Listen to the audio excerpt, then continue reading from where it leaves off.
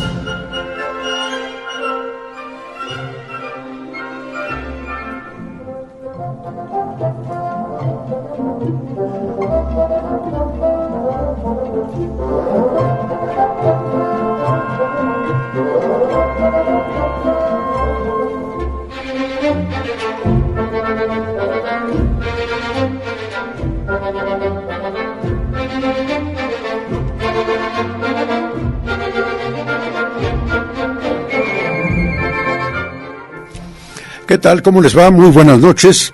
Esto es Te lo digo, Juan, para que lo escuches, Pedro. Saludo a mis compañeras, mis directas compañeras, Beatriz Araín, Betty Araín. Buenas noches, Betty. Buenas noches a todos. Y Claudia Rivera Hernández. Claudia, buenas noches. Buenas noches a todos. Nos da mucho gusto entrar en comunicación con usted y notar, advertir, registrar que en tan solo unos cuantos días la respuesta de ustedes, del público, para con nosotros ha sido más generosa. Es muy fácil seguirnos en Facebook a través de la página Te lo digo, Juan, para que lo escuches, Pedro. Agradecemos desde luego a nuestro conductor, a nuestro operador aquí en cabina, al ingeniero Darío. Está a cargo de transmitir este programa por Radio WAP. También nos puede seguir por la radio directamente, 96.9 de FM, 96.9 si va en el coche, si está en algún lugar aislado. Y a Juan Pablo Munguía Cruz. Él es estudiante de bachillerato del colegio Roger Bacon y es nuestro community manager en redes sociales, que en español es... Claudia. Manejador de las redes sociales. Manejador de las redes sociales. Estamos muy contentos porque nuestro segundo programa alcanzó 1,129 reproducciones de video en un lapso de 3 días. Muchos de ustedes han dejado sus comentarios en las páginas de Facebook. Muchas gracias por sus comentarios. Tengan la seguridad de que hemos leído todos. Les agradecemos mucho su fina atención. Si les gusta nuestro programa, sean tan amables de compartirlo con sus contactos y les recuerdo, basta con que nos marque, te lo digo, Juan, para que lo escuches, Pedro, y así estamos ya enlazados con ustedes.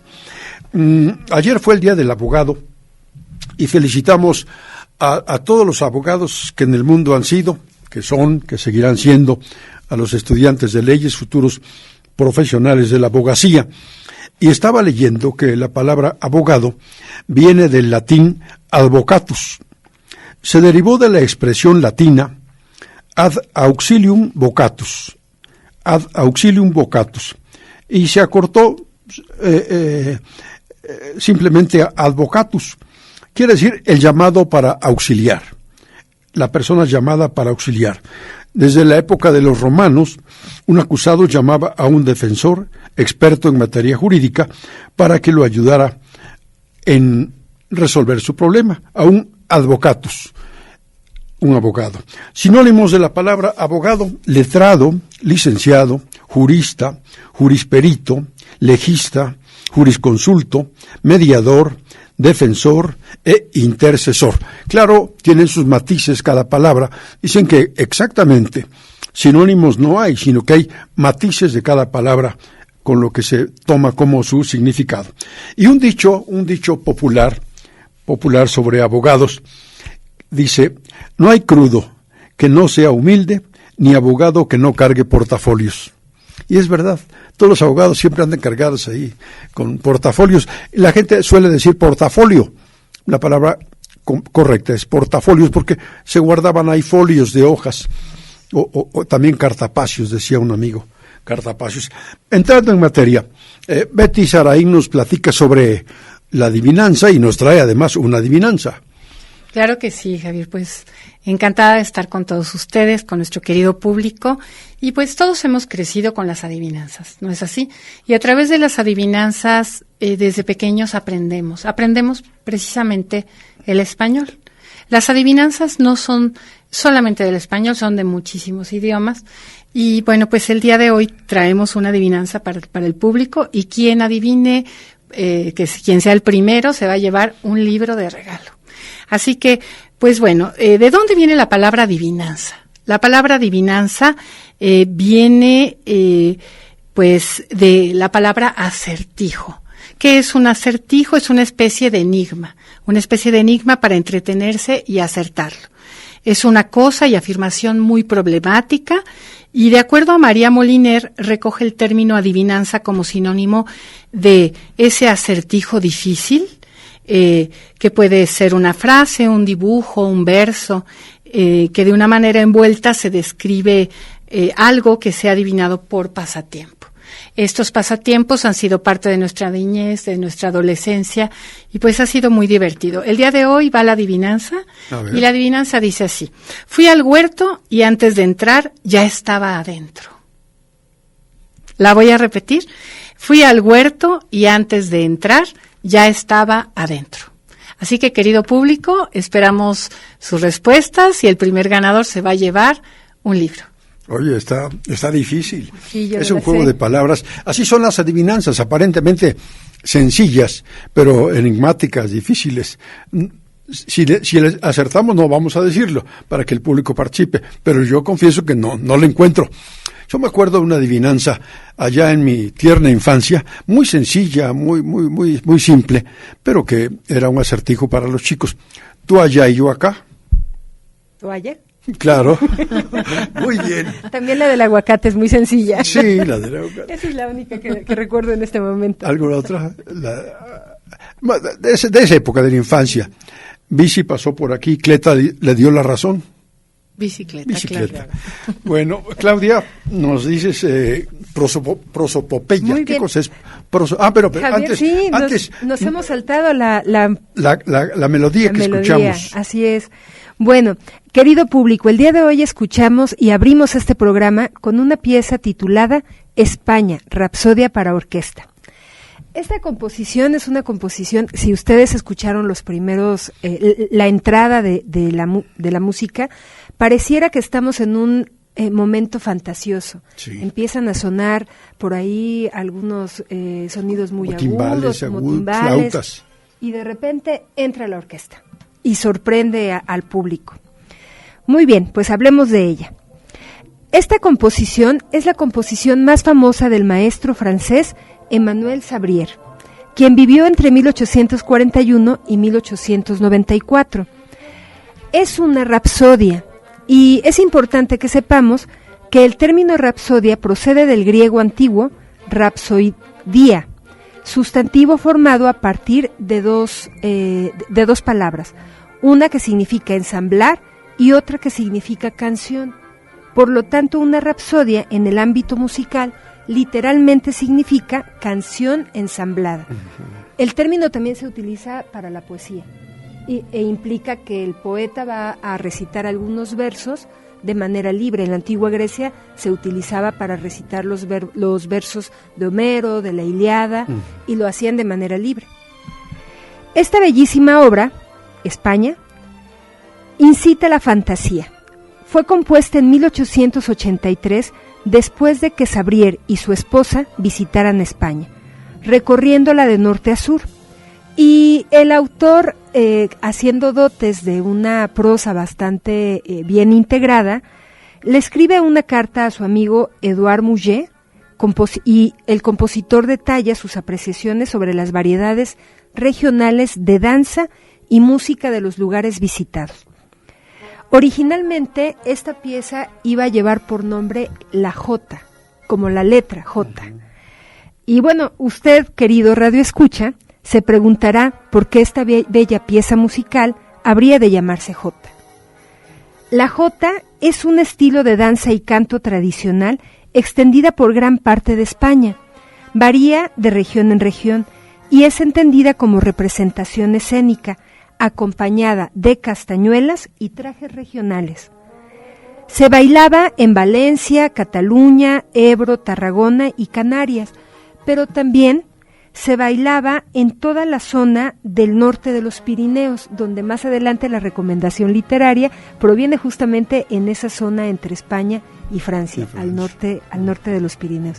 Es una pieza bellísima, les invito a que la escuchen completa y que se trasladen a la España antigua, donde podemos encontrar esos sabores del pueblo español a través de la música.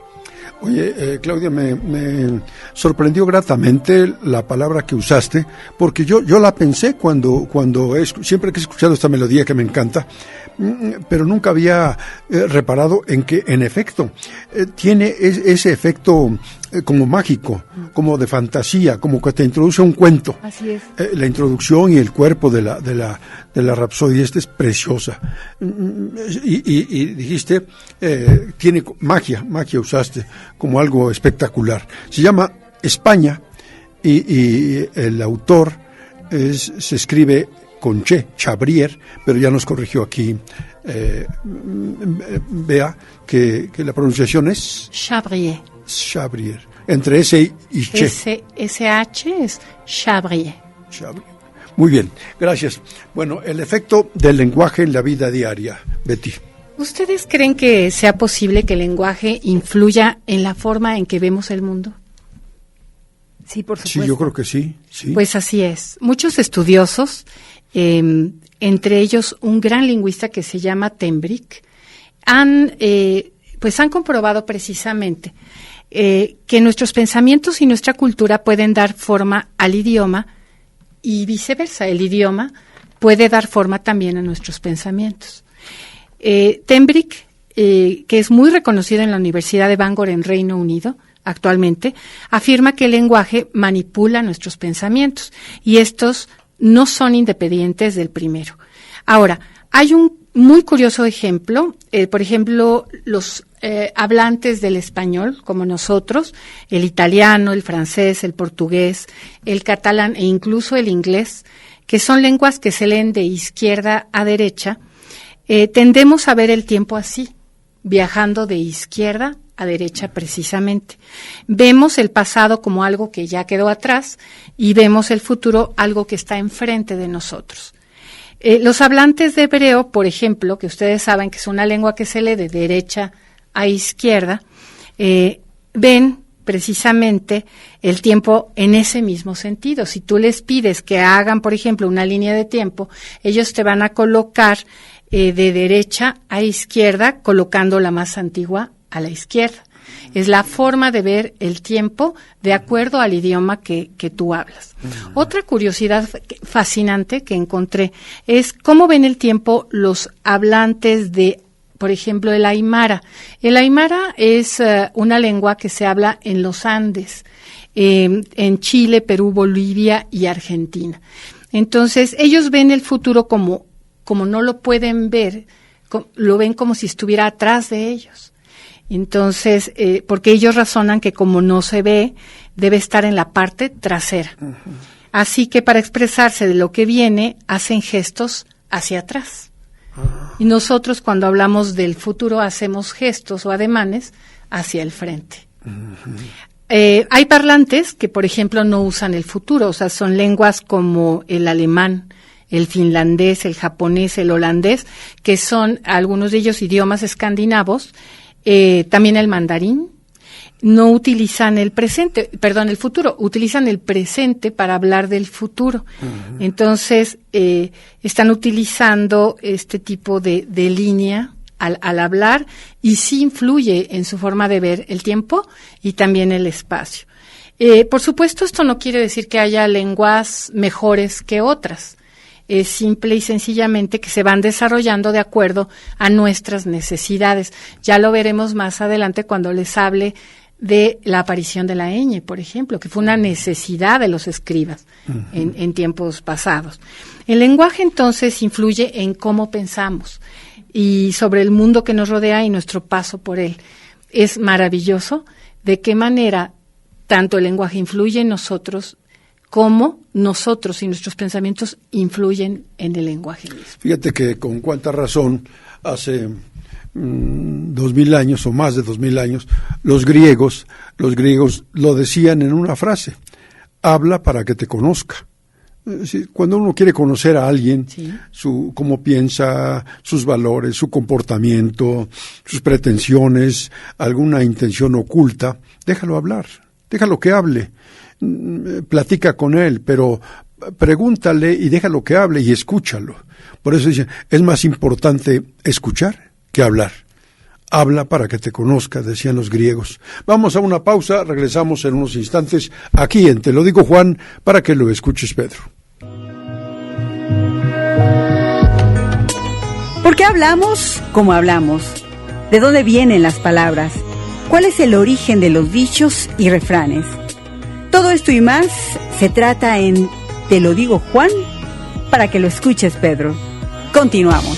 Radio WAP, más cerca de ti. Chignahuapan 104.3, Tehuacán 93.9 y Ciudad de Puebla 96.9. Radio WAP, la universidad en la radio. Escuchas Radio WAP 96.9, la universidad en la radio. Un paseo por las artes. Es un programa en el que se presentan diversos exponentes de las diferentes expresiones humanas: música, pintura, escultura, arquitectura, literatura, danza y cinematografía. No te lo pierdas todos los domingos a partir de las 2 de la tarde. Conducen José Martín Báez y Aarón Joel Vega.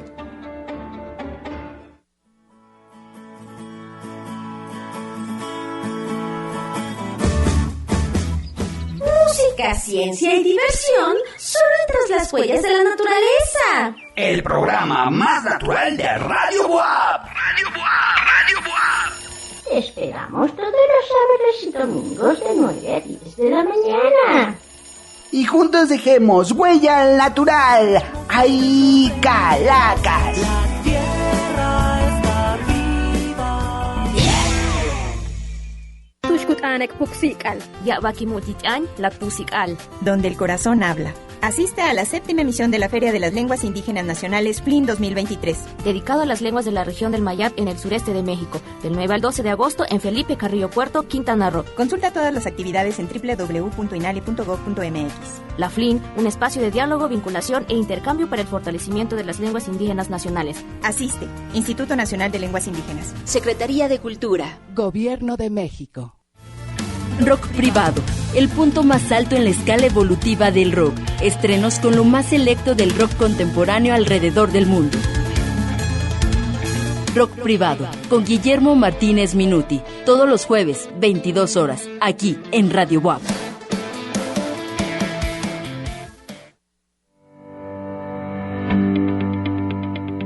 Todos los domingos a la 1 de la tarde en Abran Cancha. Se presentan temas que competen a personas con discapacidad, cualquiera que ésta sea, auditiva, visual, motriz, psicosocial e intelectual, aportando para el fomento del conocimiento de una cultura de inclusión de las personas con discapacidad. Conduce Leobardo de Jesús Vargas Vallejo.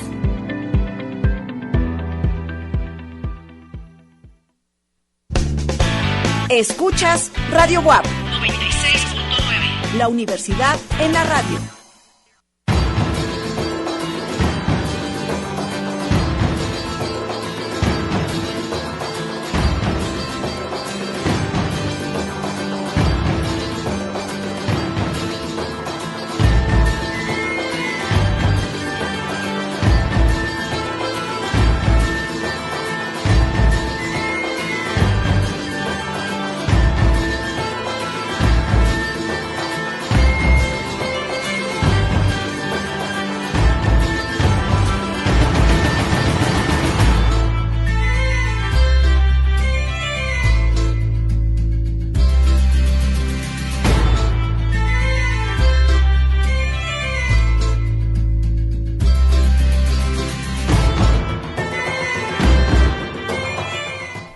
Muchas gracias Jacinto Roldán y las personas que nos llaman, muchas gracias, seguimos aquí en comunicación con ustedes, te lo digo Juan, para que lo escuches Pedro. Betty, nos piden por favor que si repites la adivinanza. Claro que sí, queridos radioescuchas, la adivinanza es, fui al huerto y antes de entrar ya estaba adentro. Yo creo que luego nos das una pista, una pequeña pista. ¿De acuerdo? Pista, sí. Porque está solo les diré que es parte de nosotros. Ajá, del ser humano. Sí, algo que forma parte de nosotros. No, está en oriental. ¿Qué cosa es la prosopopeya, Claudia? Muy bien. ¿Con qué se come? No me hagas hablar dulce vino, he de callar este secreto. Ese es un ejemplo de prosopopeya. Ajá. La prosopopeya o personificación es una figura estilística que consiste en atribuir propiedades humanas a un animal, planta u objeto. El objeto puede ser abstracto o imaginario. Uh-huh. Su uso se aplica a la retórica y a la literatura, es decir, a la manera en hacer un discurso, ¿no? O generar una poesía o prosa. Es importante, estimados lectores, estimados radioescuchas, que ustedes sepan que en el lenguaje científico no utilizamos estas figuras retóricas. Cuando escribimos un texto de investigación, una tesis, etcétera, no se utilizan estas figuras retóricas. Pero sí en la poesía y al momento de hablar. También se le denomina metáfora ontológica, es decir, se refiere al ser. Su nombre proviene del griego prosopón, compuesto por pros, que significa delante, y opos, que significa cara, que era el nombre de las máscaras empleadas por los actores de las tragedias clásicas con las que solían interpretar a los dioses, los animales o al destino mismo. Uh-huh. La prosopopeya es lo contrario a la animalización, es decir, atribuir características de animales a las personas o a las cosas. Uh-huh. Pero también es lo contrario a la reificación, que significa atribuir rasgos de cosas a las personas o a los animales. Uh-huh. Algunos ejemplos de prosopopeya, y también, si me permiten, les voy a dar ejemplos de animalización y de reificación, porque estoy segura que todos las usamos en nuestro lenguaje común y corriente cuando nos dirigimos con nuestros amigos, con nuestra familia, etcétera. Casi sin darnos cuenta. Así es. Uh-huh. Como, por ejemplo, la más común, estoy en mis 15 primaveras. Uh-huh. ¿Se les ocurre alguna otra? Uh-huh. Nos pescas fuera de lugar. Por ejemplo, tiempo después, el invierno tocó a su puerta, haciendo énfasis en el tiempo. En la vejez. Así uh-huh. es. Así es. Bueno, hay muchos ejemplos de prosopopeya. Esa noche el viento susurraba a su oído. Y no significa que literalmente el viento llegue a nuestro oído, uh-huh. pero estamos haciendo una ejemplificación de lo que una cosa, que es el viento, un objeto, que es el viento, puede representar para una persona, un susurro tal uh-huh. vez. Uh-huh. Los violines lloraban mientras tosía el tambor. Ni el tambor ni los violines lloran, pero uh-huh. su sonido pareciera uh-huh. Hacer ese sonido. ¡Ay, destino cruel que me condenas! El destino no me va a condenar, pero en realidad en la vida, pues sí puede, es una frase que utilizamos comúnmente. Ejemplos de animalización. Estamos reunidos como 3 pájaros en una rama. 3 personas que se reúnen a platicar. Sí. En el silencio solo se escuchaba un susurro de abejas, el aleteo de las alas, que es en realidad el sonido del murmullo. Bueno, ejemplos de reificación. Y quiero decirles que la palabra reificación viene del latín res, que significa cosa. Es sinónimo de cosificar. En la actualidad utilizamos mucho el término cosificar para hablar de cómo se convierte, por ejemplo, el cuerpo de la mujer en un objeto, ¿no? La reificación es un concepto en la teoría marxista y designa una forma particular de alienación en el modo de producción capitalista. Es muy utilizado en los textos de Carlos Marx este concepto. Algunos ejemplos que utilizamos muy comúnmente. Baila como si fuera una cortina al viento, es decir, alguien que baila con mucha agilidad. Una que yo utilizo mucho y que no veo claro nunca. Salgo del gimnasio con piernas de acero. Una, tal vez para ofender a alguien. Él era como un florero, estaba en la habitación como parte del decorado. Sí, o la última. Bea está hecha de buena madera. Ay, muchas gracias. Sí, ahora vamos a ver de qué está hecho este hombre. Exactamente. Sí, son figuras, usa una figura literaria que se emparenta mucho con las metáforas o con las alegorías, ¿verdad? Una manera elegante de hablar que, como tú bien puntualizaste, es distinta del lenguaje que utilizamos un profesional, un informe, un estudio, en un ensayo, de lo que se usa mucho. En cambio, se usa mucho en las canciones. Todas las canciones están llenas de metáforas, de alegorías. En las cartas de amor también. Claro, claro. Una carta de amor sin alegorías queda bastante simple. Dice, el rizo de tus cabellos, el oro de tus cabellos. El oro de tus cabellos. Los luceros de tus ojos, claro. De los dientes también, como suelen decir. Las perlas que te adornan, una cosa. Sí, son figuras poéticas totalmente. Exactamente. Las canciones. Agustín Lara es un maestro en ese tipo de composiciones. Gracias, Claudia. Qué interesante aportación. Fíjense que encontré aquí una serie de palabras que usamos los mexicanos y que son tan nuestras. Otras se entienden en el español de España y de otras partes, pero otras son muy propias de nuestra manera de hablar, son parte del patrimonio lingüístico de los mexicanos. Esta para ustedes, ¿qué es un sonsacador? Una persona que te insta a hacer algo. Sí. Sí, también. Sí, es la persona que saca algo con maña, el que logra con habilidad que alguien diga algo que oculta, el que logra con maña que alguien deje lo que está haciendo para hacer algo diferente. Vámonos a tomar una copa, vámonos, luego regresamos. Ya el sonsacador vino. Ya. Yo estoy pensando en algunas personas cuando quiero trabajar. Logra sacar a su son. Miren esta, de mecha corta. Claro, es alguien que tiene el carácter bastante visceral, explosivo, que inmediatamente... De poca tolerancia. Sí, persona de poca o nada tolerante. Mechudo, ¿qué es un mechudo? Es para limpiar la casa, el piso. Para limpiar, claro. Un palo con tiras de hilos o de cordón, de tela, para limpiar el piso con agua.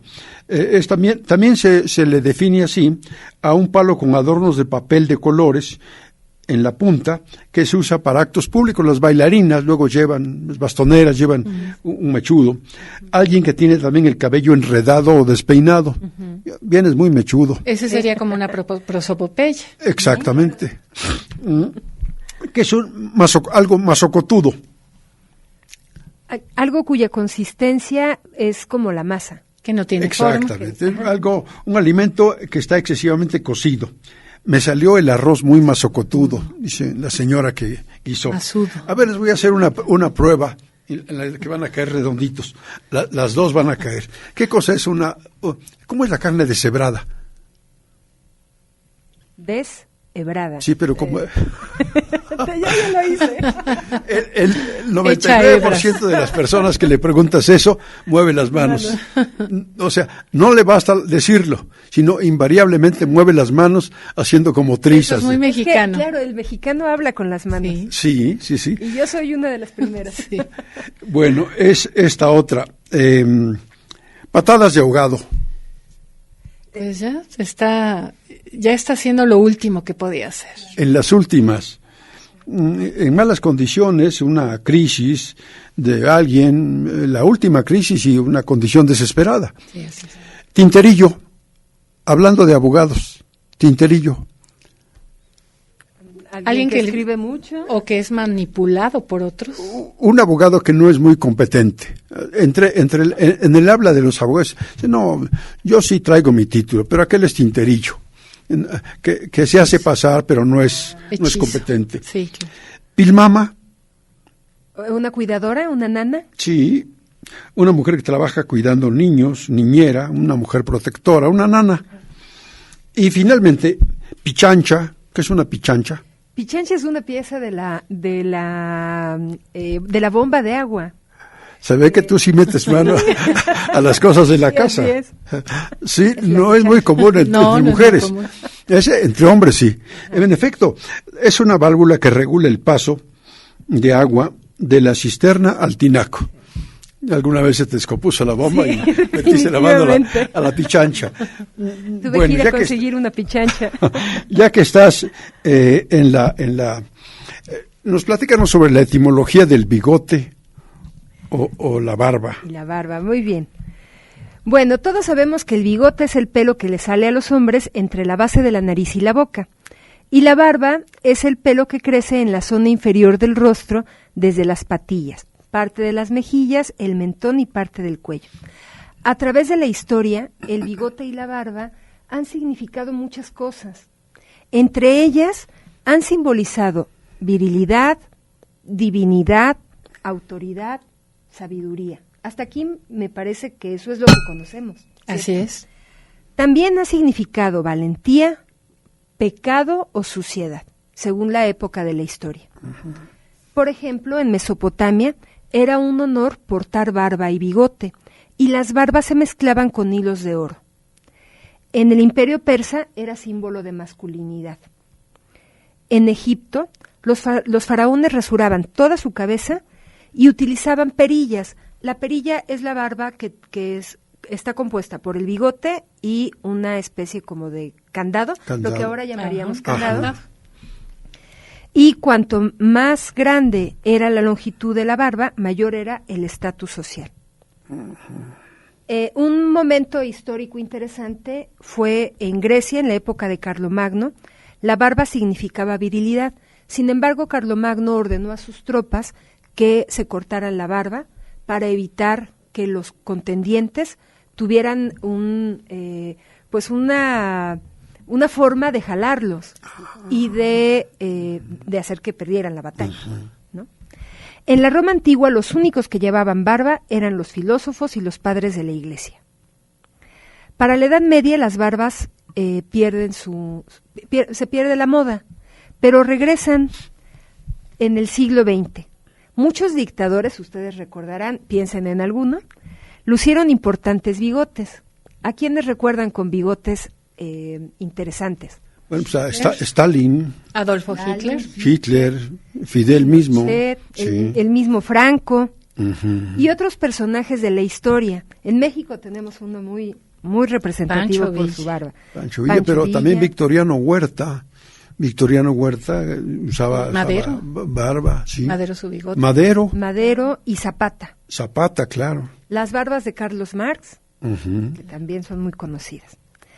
Actualmente, el bigote y la barba se han puesto de moda nuevamente gracias al estilo hipster, que esa va a ser nuestra palabra de más adelante. De más adelante. Pero bueno, el origen de la palabra es el siguiente. La sabiduría popular reconoce el origen de la palabra bigote hacia finales del siglo XV, donde soldados germanos que estaban asociados con los españoles en calidad de mercenarios lucharon en las guerras del Reino de Granada. Y cuenta la leyenda que uno de los soldados, de los soldados germanos, ya en la lucha, de repente se le cae el fusil. Y entonces él se tuerce el bigote y exclama, Beigot, que en alemán significa por Dios. Y bueno, la palabra Beigot y el gesto de hacer así como que, ay, carambola, ¿no? Sí. Se me cayó el arma. Bueno, pues se cree que ese es el origen. Hacia 1495 la palabra moustache, que en latín significa bigot de barba, fue sustituida por la palabra bigote. Y como dato curioso, ustedes seguramente lo saben, y si no lo saben se los voy a decir, existe un campeonato mundial de barba y bigote. Y ese campeonato mundial cada año recauda miles de millones de dólares que son destinados a la beneficencia. Tienen sus propias reglas, sacan su convocatoria y participa pues quien está en el mundo de la barba y el bigote. ¿En dónde es? ¿Será en Estados Unidos? En el 2022 fue en Wyoming, Estados Unidos. Y para este año se había programado, tras la pandemia, en Alemania. Oye, Claudia, trajiste un comentario con toda la barba. Sí. Hay una expresión cuando alguien dice algo con absoluta verdad, a bigote, como un sinónimo de derecho. Y hay otra expresión que tiene muy buenos bigotes, ¿no? Sí. De muy buenos bigotes. Y es de muy buenos bigotes también. Cuando de una chica, alguien a veces expresa, no es de malos bigotes, dice. Fíjate cómo la mujer que no usa bigote, claro. El hombre habla de esa referencia. Claro, porque por el significado que es, podría entenderse como divino, como sabiduría, como valentía, como un hombre con bigote y barba, mucho más caballero, ¿no? En alguna época de la historia, no en todas. Ha ido variando. Y hoy nuevamente se ha puesto de moda las dos cosas. Y de hecho, Claudia, yo he visto lugares actualmente que ya no se llaman peluquerías, ¿no? Y te ponen precisamente en la entrada el bigote y la barba. Por la actualidad, ¿no? Que es tan importante para algunos en la moda hipster. Así es. Y son más o menos así, ¿no? Exactamente. Así. Las barberías, las peluquerías en México tradicionalmente se anunciaban con una especie de carrete de color azul y blanco. Y ese símbolo se usaba antiguamente en Europa para los consultorios de dentistas. Fíjense cómo hay cierta asociación. Iban los dentistas, iban a ver al dentista y había esa especie de tubo girando, y luego pasó ese símbolo a las barberías. Hoy a las barberías. Gracias, Claudia. Y estamos en plena efervescencia política, y una palabra, a mí particularmente no me gusta, pero circula en los medios, así se conoce. Los candidatos de una corriente política les han llamado corcholatas. Y entonces Betty se puso a investigar de dónde viene la palabra corcholata. Así es, Javier. El día de hoy elegí este término porque se escucha mucho, como tú lo dices, en la política. Corcholata es una palabra llana de 4 sílabas, es un sustantivo, se ocupa en El Salvador, Honduras y México, y significa chapa o tapón metálico de las botellas. Corcholata es una palabra yuxtapuesta, compuesta por corcho y lata, la cual se refiere al tapón metálico de las botellas. Por su parte, el Diccionario del Español de México la define como una pequeña tapa de hoja de lata cubierta en su parte interior de corcho, que sirve para cerrar botellas, especialmente refrescos y cervezas. Hoy en día, su cubierta interior, que es la que la vuelve hermética, está hecha de plástico. Y como decía Claudia al principio, que estábamos platicando antes del programa, sí, ella viene de silicón. La corcholata fue patentada en 1892 por el irlandés nacionalizado estadounidense William Painter y conocido en un principio como tapón Corona, así se le llamaba. Se trata de un disco de metal al cual se le colocaba en la boquilla de las botellas para sellarlas. Como resultado de su fácil y barata producción, así como su capacidad para retener los líquidos, comenzó a desplazar al corcho. Se le comenzó a llamar corcholata, debido a que en un inicio en su interior tenía un pedazo de corcho. William Painter fue quien fundó la compañía Crown Cork and Seal Company, cuya traducción literal al español es Compañía de Corona, Corcho y Sello, en Baltimore. El tapón Corona, también conocido popularmente en España como chapa, en Sudamérica como chapita y en México como corcholata.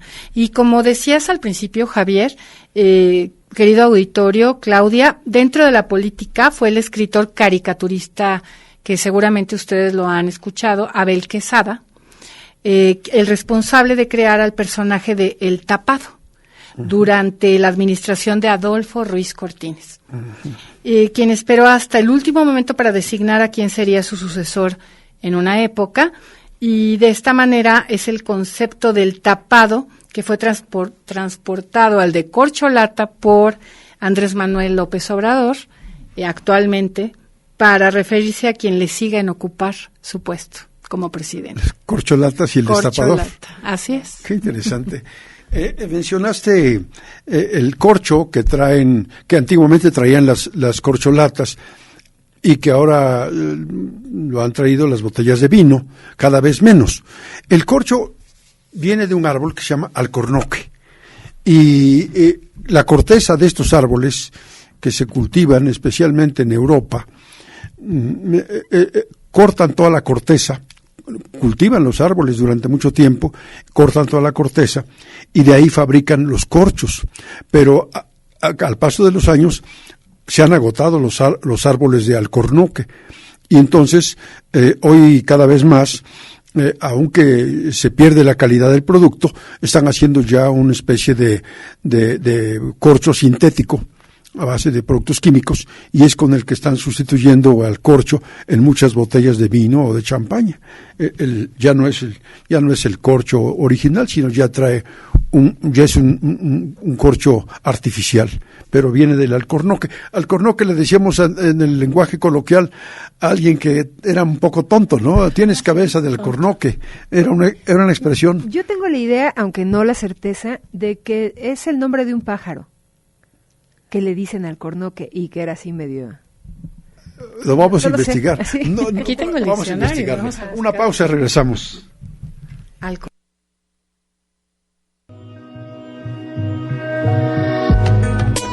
¿Por qué hablamos como hablamos? ¿De dónde vienen las palabras? ¿Cuál es el origen de los dichos y refranes?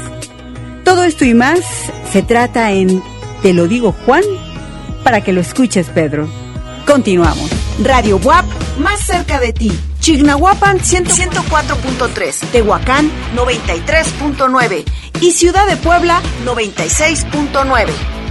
Radio WAP, la universidad en la radio. Chasquidos de vinil.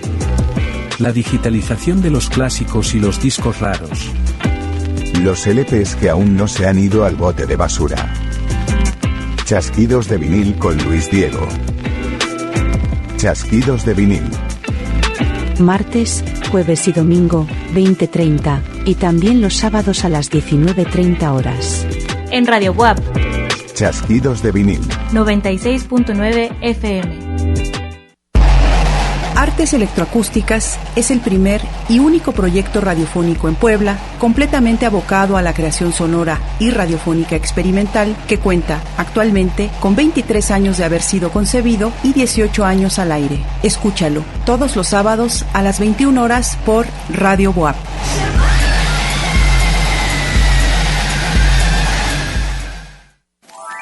Tu participación es lo más importante. cumplimiento de las metas, aplicación de recursos, disciplina, honradez, integridad, transparencia y legalidad en rendición de cuentas de los servidores públicos, respeto en las reglas de operación. Contraloría Social BUAP. Contribuye a que la gestión institucional se realice con ética, eficacia y eficiencia. Contraloría Social BUAP. Ciudad Universitaria, Edificio LEN 1, contraloría.social@correo.uap.mx. Transeúnte. Ahora los viernes a las 8 de la noche venimos por ti. Aquí en el 96.9 de FM, Radio BUAP.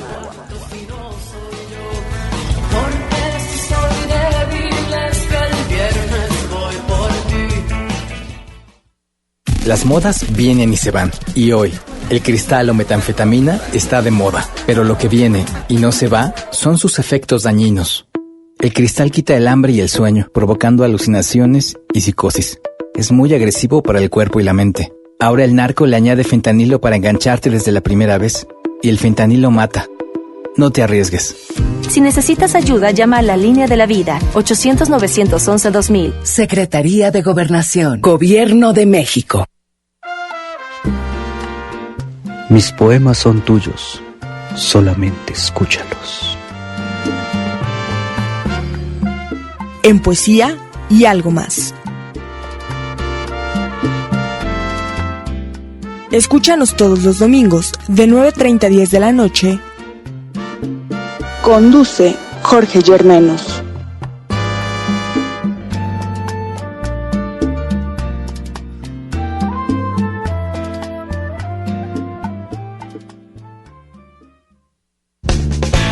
Escuchas Radio BUAP 96.9, la universidad en la radio.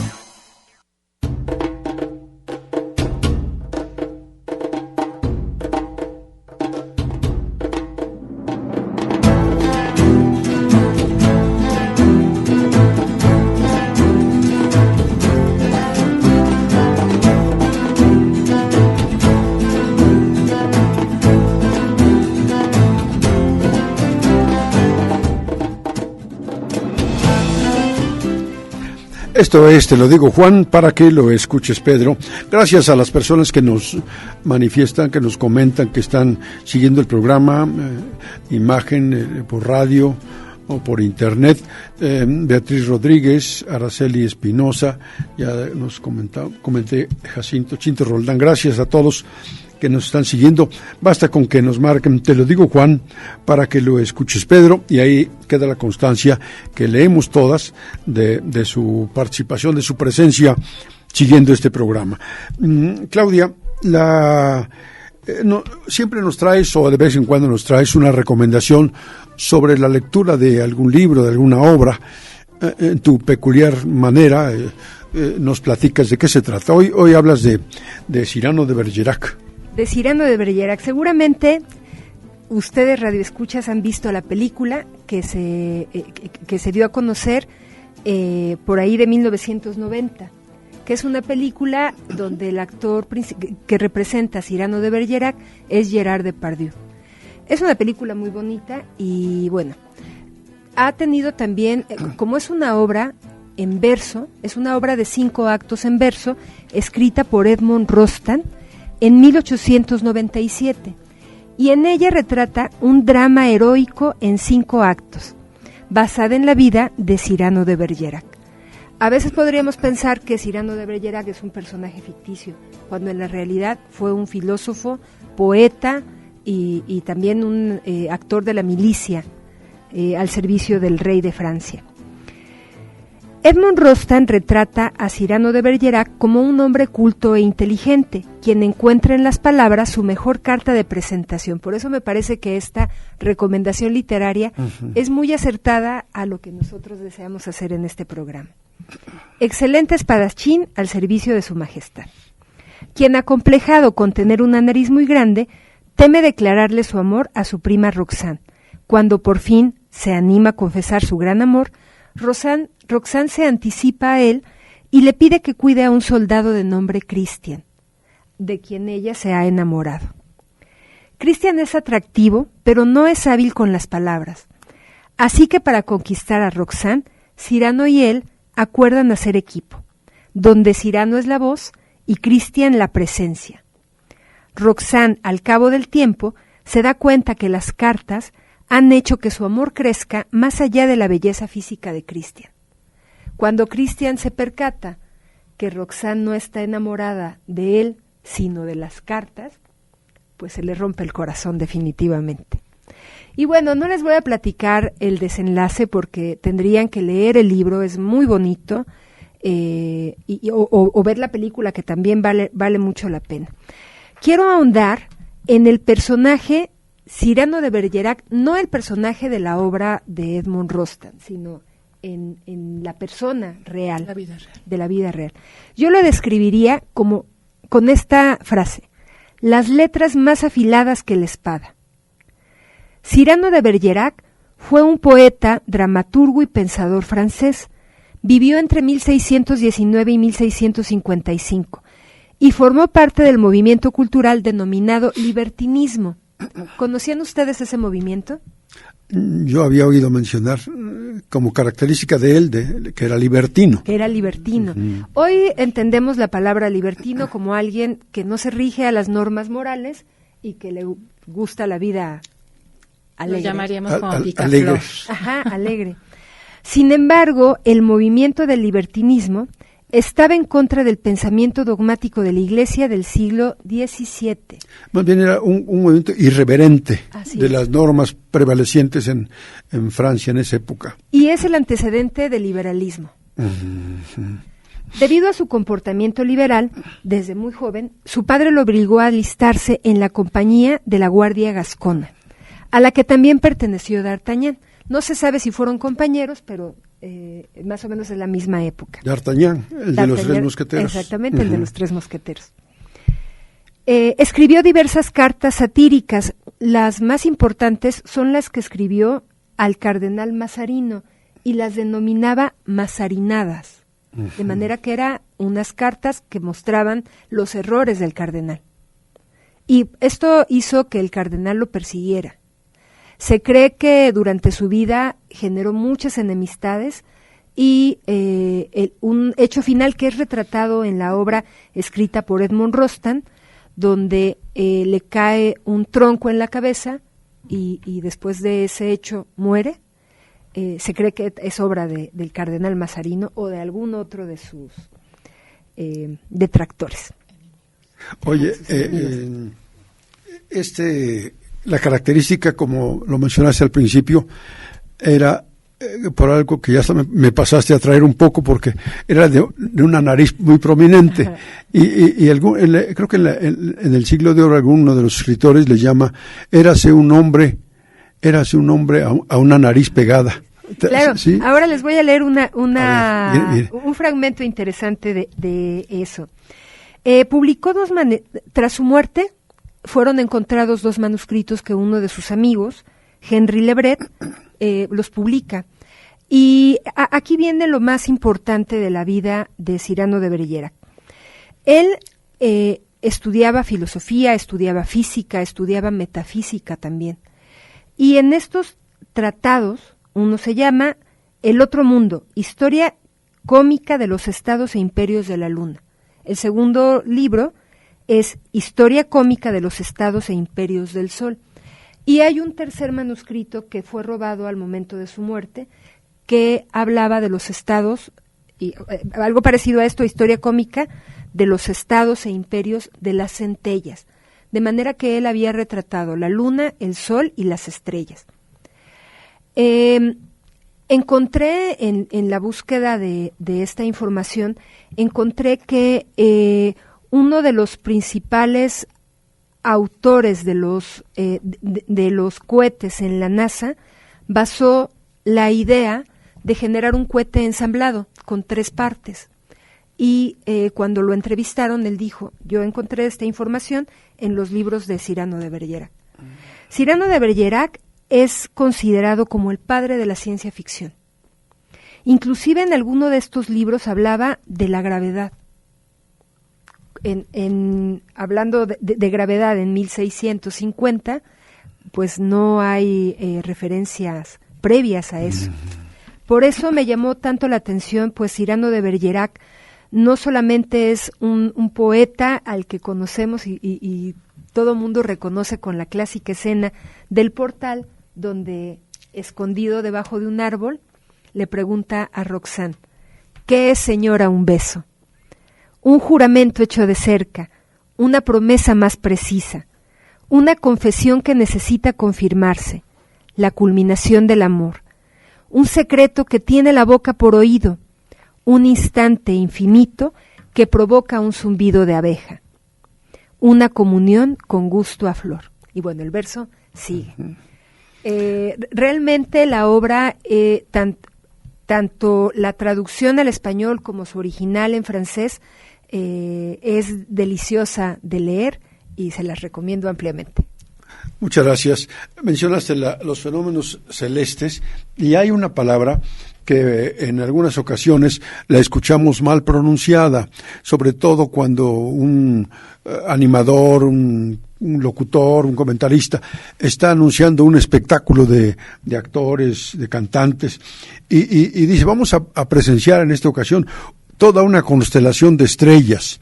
Es un pleonasmo porque constelación quiere decir conjunto de estrellas en una región celeste que aparentemente va formando en el cielo la figura de algún animal. Pero eso es una constelación, alude naturalmente, originalmente, a las estrellas, de manera que decir una constelación de estrellas es un error. ¿Ibas a dar pistas o ya la clave de la respuesta? Pues fíjate, Javier, Claudia, que ya la adivinaron. ¿Ah, sí? Sí, tenemos ya la respuesta, la dio Edith Gutiérrez, así que Edith, aquí está el libro que te ganaste. El libro se llama Debates Contemporáneos y es precisamente de aquí de mi querida amiga, la doctora Claudia Rivera. Así que podrás pasar por él a partir del 10 de agosto, porque pues del día de mañana ya nos vamos 3 semanas, y el 10 de agosto podrás pasar por él aquí en Radio BUAP, en el Carolino. En el Carolino. En el Carolino, okay. Le recordaremos, oportunamente le vamos a recordar. Claro. Pero ¿cuál es la respuesta? La respuesta es la sombra. La sombra. Voy a volverla a repetir. Fui al huerto y antes de entrar ya estaba adentro. Ah, claro. Mi sombra, la sombra. Claro, sí. Muy bien, Edith Gutiérrez. Muchas gracias. No me lo hubiera imaginado. No, yo tampoco. Es que es la característica de las adivinanzas, son enigmas y tienen su origen en la Esfinge de Egipto. Desde ahí, por ahí viene el origen. Fíjate que cuando creo que ya nos vamos, quedan pocos, 1 o 2 minutos, 1 minuto, ya no da tiempo. Les iba a platicar de que 2 minutos. Una vez conocí un museo arqueológico en El Salvador. Y había piezas de cerámica antiguas, pero a todos nos llamó la atención un hombre barbado y con la barba rizada, característica que nada tiene que ver con las culturas americanas. Y entonces la explicación que daban ahí es que no tenían una explicación convincente del origen de esa pequeña figura, 20, 30 centímetros, y que lógicamente representaba a una especie de sacerdote judío, sacerdote israelita, pero un personaje auténticamente proveniente de esa zona del mundo, de aquella parte del mundo, de Asia y África, pero un hombre con el cabello rizado y la barba rizada, lo cual nos remite al insondable mundo, al origen de los pobladores de estas tierras, muchísimo antes de la llegada de los españoles. Nos vamos, gracias por acompañarnos. Los siguientes 3 programas están grabados, pero todos tienen un contenido rico, nos hemos empeñado en cuidarlo y nos seguiremos escuchando aquí. Nos despedimos.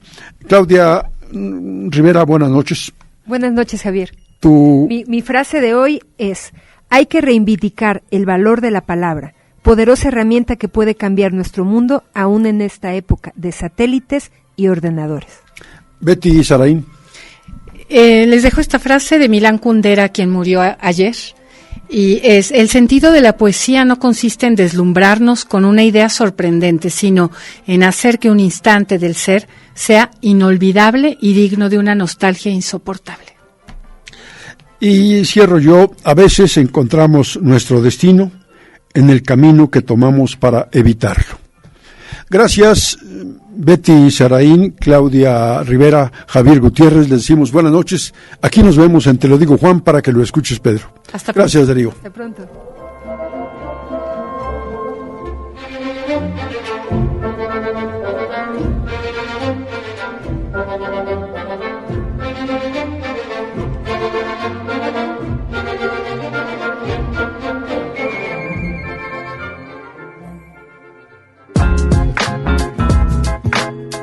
Te lo digo, Juan, para que lo escuches, Pedro.